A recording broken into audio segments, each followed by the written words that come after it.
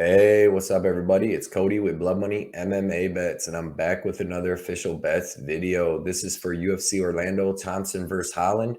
Great card, man. It's got 15 really good fights. Found some really good betting spots. After going 5-0 last week or 2 weeks ago, after the week off, I'm gonna add on to it this week, hoping to go back to back 5-0s. Got some really good bets on this card. We're going to do a quick recap of UFC Vegas 65. But before that, everybody, please right now take the time to like this video. Subscribe if you already have it. Hit that bell notification if you want these bets early so you can be some line movement and get them out as I post them. Follow me on Twitter and Instagram. I post a bet each day throughout the week so you can get them bets earlier than this official bets video. But yeah, man, Blood Money MMA Bets, Instagram, Twitter. Let's get right into this recap of UFC Vegas 65. Then we'll get right into the bets for UFC Orlando. UFC Vegas 65, I went 5-0 for plus 11.5 units, the clean sweep. My 5 winning bets, I had Brady Heastand plus 2 units. That was a good fight. He got dropped right away, but he came back and out-wrestled him just like I knew he could. And I knew Fernie wasn't all that dangerous or good. Second winning bet was Ricky Turcios plus 2 units. And, man, that was a close fight. I think he won that fight right at the end when he took his back and almost rear naked choked him, Tividad. But good fight up until then. Third winning bet, Miles John. Another close, boring fight, plus 2.5 units. I'll take it. These were all pretty easy picks. Fourth winning bet was the Chase Sherman over, man. That fight ended up going to decision. So, yeah, man, that was a pretty easy fight to pick, too, over 1.5 plus 2.5 units. And my fifth and final bet was my only parlay. I had Jack Della Maddalena parlayed with Charles Johnson over 2.5 rounds, and that was pretty easy, too, man. Both of them hit super easy. So, yeah, man, 5-0 plus 11.5 units. If that ain't worth a like and subscribe, I don't know what it is. It's probably like my 5th or 6th sweep this year. So I'm going to go back to back. I haven't went back to back since like my 5th week of doing these streams. So we're going to do that. So that brings my official bet record to 171 and 119 for plus 74.65 units. My units are $100. So I'm up $7,465. Excuse me. We're going to add to that on these last 3 cards of the year. And then start off next year on our mission to get 200 units next year. So yeah, man, it's going to be a good year. It's going to be a good year for all of us if you guys are following my bets. All right, let's get it. Let's get into the first bet for UFC Orlando is a parlay. I have Yasmin Jauregui parlayed with Raphael dos Anjos and Dos Anjos. And man, I really like this parlay. I think Yasmin's got a better striking than Nunes. She's 7 years younger. Definitely better grappling and wrestling and jiu-jitsu if she chooses to use it.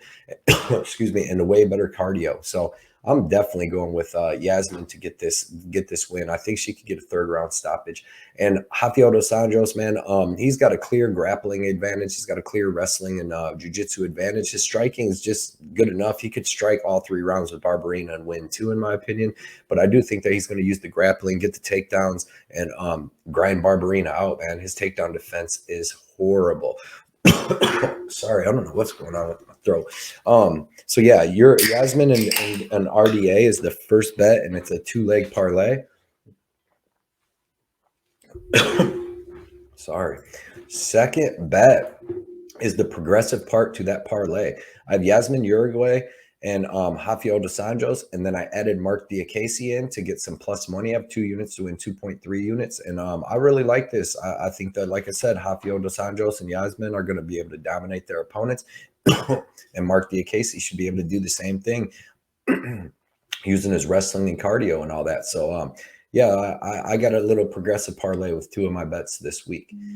Third bet. And I don't usually like parlays, but, man, I feel real confident in them 3 fighters to get the wins. They got clear past the victory, and I believe they get easy victories. Third bet is the Matheus Nicolau Matt Schnell over 2.5. And I really like this. Matheus Nicolau, he's been a decision in 6 of his last 7 fights. He's got 7 fights in the UFC. He's only landed over 65 significant strikes 1 time in them 7 fights. He's low output. He skirts around the outside, lets guys chase him, hits him with some decent counters. uses wrestling when he has to win a round, but he's like a point fighter. You know what I mean? He does what he has to do to win. And if you watch Matt Schnell versus Bontarine or Matt Schnell versus Tyson Nam, he can be in a slow striking match. He really wants to just strike, and I see him just chasing Matheus around in this fight, getting hit with some decent shots, but not getting finished. Matt Schnell's only been knocked out one time in the last 5.5 years, and that was by Pantoja, who is a savage, man. So I think that this is an easy bet right here to go over 2.5 rounds. I think it's going to be a nice slow. I expect Matheus Nicolau to win, and if all of his wins are decision, I don't expect that to change here. So yeah, give me that over, and I think it's going to be an easy win. Fourth bet is Scott Holtzman, and I really like this bet, man. Scott Holtzman is going to be 10 to 15 pounds bigger than Clay on fight night. He's 2 inches bigger, and he's just way bigger, way thicker. He has the wrestling to keep this fight standing. He has the cardio to go 3 hard rounds with Clay, and he has the better striking and harder strikes. So I think he keeps his fight standing, lands the harder strikes, and gets a clear dominant decision victory, 30-27. Maybe gets a finish, but I expect him just to get 30-27 decision. I just think he's going to be way bigger than Clay, and he's good everywhere Clay's good at, except he's better at the striking and the power. So give me Holtzman, and I really like that bet. I was glad to get him at -155 because when I was doing my breakdowns, he was -200, and I was still thinking about betting him at that. So yeah, I'll definitely take that. And the fifth and final bet that nobody knows about yet, I have not posted until tomorrow, is the Darren Elkins over 2.5 rounds.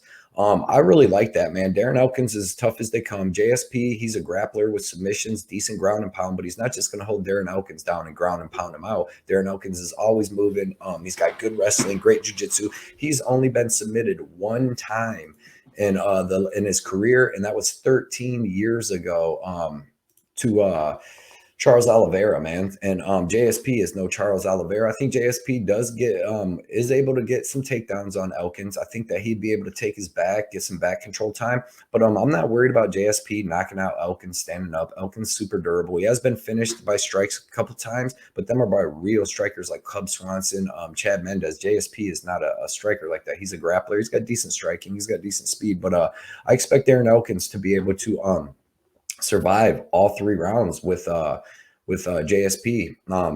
Maybe, you know, he might even be able to use his wrestling at times. Makwan Americani was able to take down JSP 3 times.